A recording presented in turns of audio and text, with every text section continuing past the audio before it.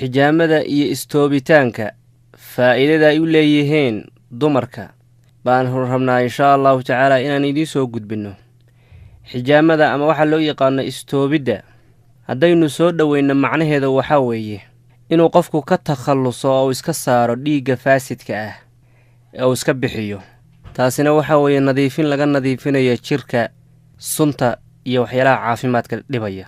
waxaa kaloo faa'iido muhiim u ah oo ku jirta istoobitaanka sixitaanka dhiigga caadada ama si wanaagsan inuu dhiigga caadada u imaado si wanaagsanna u baxo haweenaydii inuusan dhibin iyo meelo kaloo jirka ka mid ah oo caafimaad u leeyahay. waagii hore waxaa la adeegsan jiray aalado kala duwan oo laysku toobo laakiin casrigan aalado ka fudud ayaa la isticmaalaa oo dhiigga la yskaga saaraa. marka faa'iidooyin aad u wanaagsan oo caafimaadka u fiican ayay istoobitaanku leedahay oo dumarkana weliba usii wanaagsan. rasuulkeennana calayhi salaatu wasalaam dadku inay istoobaan caafimaadkana ilaaliyaan waa dardaaran uu siiyey ummaddiisa calayhi salaatu wasalaam. dhiigga kugu jira haddaada beddelin isagaa sun kugu noqonaya. si dhiig cusub oo caafimaad qaba oo nadiifa uu kugu beermo kan kale qayb iska saar. aaladahan adduunka la isticmaalo iyo gawaarida la wato haddaan naaftada laga beddelin oo la nadiifin oo la beddelin xataa guriga haddaan la beddelin nadaafaddiisa waxbaa soo gaaraya. kayfa qofka insaanka iyo dhiiggiisa iyo caafimaadkiisa. waagii hore waxaa laga yaabaa markii qofku istoobayo jirkiisa in la jeexjeexo si uu dhiigga oga baxo laakiin hadda aaladdii waa fududaatay ilaahay idankiis tabaaraka wa tacaala. marka waxaa jirta wakhtiyo wanaagsan wakhtiyo ay istoobitaanku ku fiican tahay meelo layska toobo oo caafimaadka aad ugu fiican. maalmaha nebi maxamed xadiis laga wariyey tilmaamaya oo maalmahaasoo istoobitaanku fiican yahay waxaa weeye bisha 17keeda 19keeda 21 oo bilaha dayaxa ayaan u jeednaa. tiradaas bisha ayaad istoobaysaa. istoobitaanka marka haweenka faa'iidooyin wanaagsan buu leeyahay. waxaa ka mid a faa'iidooyinka caado wareerka ayuu daaweynayaa ilaahay idankiisa ama dhiiggii ka khaldamay. waa daawo aad u fiican oo la ogaaday istoobiddu.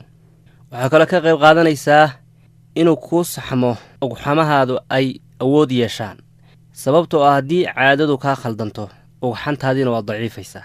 wabitaali marka caadadu kuu saxnaato oo ay kuu saxdo toobitaanku si wanaagsanna ay kuugu imaato kadib ugxantaadii iyo dhalmadaadii waa saxmaysaa. laakiin haddii ugxantaadu daciifaan ama meesha ka baxaan waxaa dib u dhacaya inay haweenaydu uur qaaddo. waxaa kaloo faa'iidooyin ay u leedahay istoobiddu meelaha kaadimareenka ah gaar ahaan haweenka aad buu ugu fiican yahay. kaadimareenka caafimaad buu u yahay istoobitaanku. sidoo kale xataa xubinka taranka ee haweenka iyo korkiisa iyo meelaha gumaarka ah haweenka qaarkood laga yaabo inuu xanuuno daawo u yahay. xataa haweenka uurka leh kor buu u qaadayaa heerka caanagaleenka iyo awood inuu yeesho kor buu u qaadayaa istoobitaanku. cudurro badan oo haweenka ku dhaca ayuu istoobitaanku aad u caafimaad ugu yahay. waxaa ka mid a lafa xanuunka romantisimka waxa loo yaqaano iyo qofkoo sonkortu saa'id ku noqoto cudurka sonkorta hoos bay u dhigaysaa istoobiddu.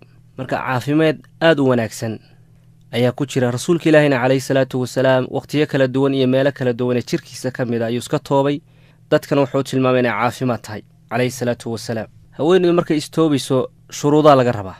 waxay tilmaamaan khubarada arrintan ku takhasustay inaysa haweenaydu istoobitaanka aysan samayn ilaa ay gaarayso 30 sano wixii ka dambeeya. laakiin waxaa laga soo reebaa haddii xanuunku uu yahay xanuun istoobitaanka uu ku baxayo marka taa waa laga soo reebaa. xanuunada kale ee caadiga ah ayaa loo jeedaa.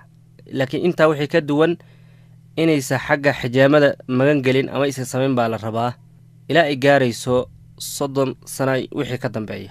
sababtoo ah ilaahay tabaaraka wa tacaala haweenka wuxuu u yeelay dhaqdhaqaaq dabiici ah oo ay kaga takhallusto dhiigga zaa'idka ah ama faasidka ah ee haweenka caada ilaahay ku riday oo xayd baa ku dhaca. xaydkaasna caafimaad buu u yahay. marka inay ku degdegto toobitaanka waa laga fiican yahay ilaa ay gaarayso 40 sano ku dhowaanayso. wixii ka horreeya waa laga fiican yahay inay istoobto leanna istoobitaanku waa dhiigga faasidka oo layska saaro. laakiin haweenka ilaahay jid kale oo dhiigga faasidka ooga baxo ayuu u sameeyey sida dhiigga caadada ku dhacaya waxa la midka iyo umushayo. leanna haweenaydu markay caadada ka go'do oo ay ka qubaysato waxay dareemaysaa nashaad iyo caafimaad aad u wanaagsan iyo firfircooni zaa'id ah. taana waxay ka imaatay dhiiggaa ka baxay iyo wasaqdaa ka baxday. marka qaabkaas oo toobid dabiici ah ayaa adiga kugu filan. marka dhakhaatiirtu waxay leeyihiin haweenku ilaa ay xaydku ka go'ayo ilaa da'daasay ku dhowaanayaan toobitaankaysa samayn. laakiin haweeneydu markay weynaato 40 dhaafto dhiigku ka go'o marka way istoobi kartaa, leana dhiiggii dabiiciga ahaa wuu go'ay. waxaa ka horreeya si dabiiciya ilaahay dhiigga oga soo saaraya. marka faa'iidooyinkaas ayay leedahay istoobitaanku. laakiin haweeneyda haddii cudur gooniya hayo sida sonkor iyo waxa la midkaa ama dhiigkar iyo waxa la midkaa way istoobi kartaa, leanna toobitaanku cudurradaas way u fiican tahay. hase yeeshee marar waxaa jirta aan la ogolayn inay haweeneydu istoobto, sida markay uurka leedahay, weliba uurku markuu wen yahay. waxaa kaloo la mida inaysaa istoobin markii galmo ay samayso. istoobitaanka ka hor maalin ama 2 maalmood ama maalin kadib inaada galmo samayn baa la rabaa.